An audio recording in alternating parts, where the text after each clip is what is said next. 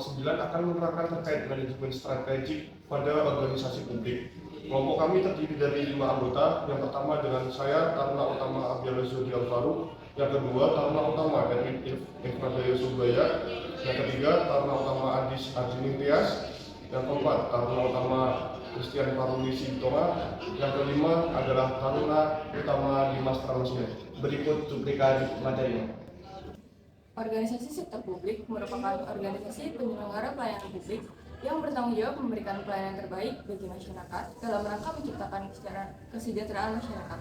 Yang dimaksud penyelenggara pelayanan publik adalah instansi pemerintah yang meliputi satuan kerja atau organisasi kementerian, departemen lembaga pemerintahan, badan usaha milik negara atau BUMN, badan hukum milik negara atau BHMN, badan usaha milik daerah atau BUMD, serta instansi pemerintah lainnya. Organisasi sektor publik merupakan sebuah entitas ekonomi yang berbeda dengan sektor swasta.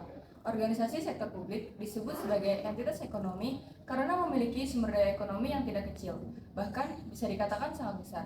Sedangkan organisasi sektor swasta adalah suatu organisasi yang segala kegiatannya tidak dikuasai oleh pemerintah. Tujuan sektor swasta untuk mencari laba atau keuntungan, sedangkan organisasi sektor publik memiliki tujuan untuk memaksimalkan kesejahteraan. Sumber pendanaan organisasi sektor swasta didanai melalui hasil operasional organisasi, investasi, dan para pemegang saham. Sedangkan organisasi sektor publik, sumber pendanaannya melalui sumbangan atau donasi yang bersifat sukarela. Organisasi sektor publik, khususnya lembaga pemerintah, harus melakukan aktivitasnya sesuai dengan peraturan perundangan yang berlaku.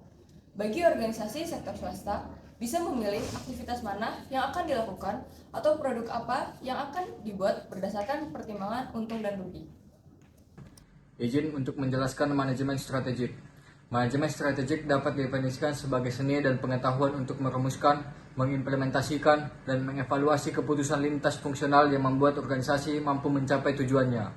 Fred pada tahun 1998. Sedangkan Jauff dan Glueck mendefinisikan manajemen strategik sebagai sejumlah keputusan dan tindakan yang mengarah pada penyusunan suatu strategi atau sejumlah strategi yang efektif untuk membantu mencapai sasaran perusahaan. Proses manajemen strategik terdiri dari 3 tahap, yaitu 1. Perumusan strategi, 2. Implementasi strategi, dan 3. Evaluasi strategi. Perumusan strategi dimulai dari penjaringan aspirasi stakeholder, penetapan visi dan misi, mengenali peluang dan ancaman, serta kekuatan dan kelemahan perusahaan. Penetapan sasaran jangka panjang, menghasilkan dan mengevaluasi alternatif strategi, sampai dengan menghasilkan pilihan strategi yang paling sesuai dengan kondisi perusahaan. Implementasi strategi merupakan tahap tindakan manajemen strategik. Perusahaan harus menetapkan kebijakan dan sasaran tahunan, serta mengalokasikan sumber daya sehingga strategi yang dirumuskan dapat dilaksanakan. Tahap ini seringkali dianggap sebagai tahap yang paling sulit. Implementasi strategi memerlukan disiplin pribadi, komitmen, dan pengorbanan. Keberhasilan implementasi strategi tergantung pada kemampuan manajer untuk memotivasi karyawan, yang lebih merupakan seni ketimbang pengetahuan. Terakhir, evaluasi strategi adalah tahap akhir dalam manajemen strategik. Dalam tahapan ini, perusahaan harus membandingkan antara hasil yang dicapai dengan target-target yang telah ditetapkan pada proses perumusan strategi. Manajemen strategik pada organisasi publik. Kini untuk melakukan reformasi sektor publik dengan mengadaptasi konsep manajemen strategik yang biasanya diaplikasikan pada banyak sektor swasta, tentunya harus disertai dengan berbagai penyesuaian, mengingat adanya perbedaan karakteristik antara sektor swasta dan sektor publik. Ditinjau dari perspektif historis, pendekatan manajemen modern di sektor publik pada awalnya muncul di Eropa tahun 1980-an dan 1990-an sebagai reaksi terhadap tidak memadainya model administrasi publik tradisional. Konsep New-Public Management yang kemudian diperkenalkan oleh Christopher Hood pada tahun 1991 dan konsep Preventing Government yang diperkenalkan oleh David Osborne dan Ted Gabler pada tahun 1992 merupakan teori manajemen publik yang beranggapan bahwa praktik manajemen sektor swasta lebih baik dibandingkan dengan praktik manajemen sektor publik. Yang kedua yaitu Preventing Government. Konsep manajemen publik tidak saja berkembang di Eropa, akan tetapi juga berkembang di Amerika Serikat dengan munculnya konsep Preventing Government yang dikembangkan oleh David Osborne dan Ted Gabler pada tahun 1992. Konsep ini mengandung 10 prinsip Prinsip pertama yaitu Catalytic Government, steering rather than drawing. Pemerintah berfokus pada pemberian pengarahan bukan produksi pelayanan publik. Kedua adalah Community Owned Government.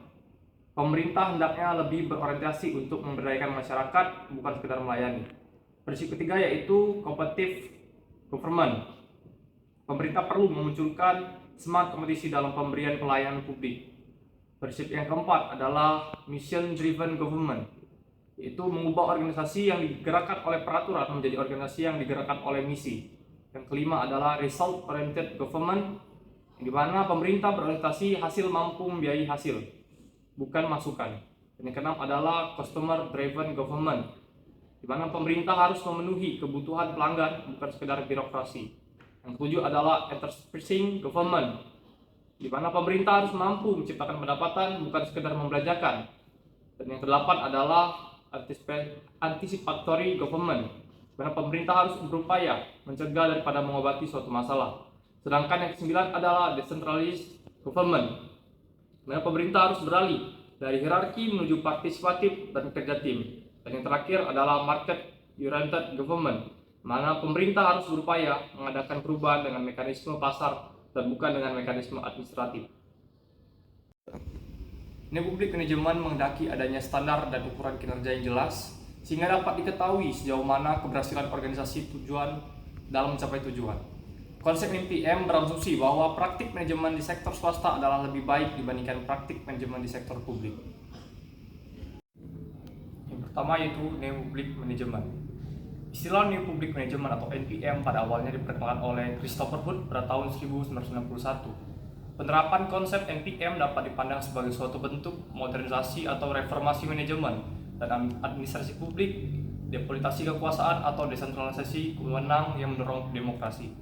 Perubahan tersebut juga telah mengubah peran pemerintah, terutama dalam hal hubungan antara pemerintah dan masyarakat.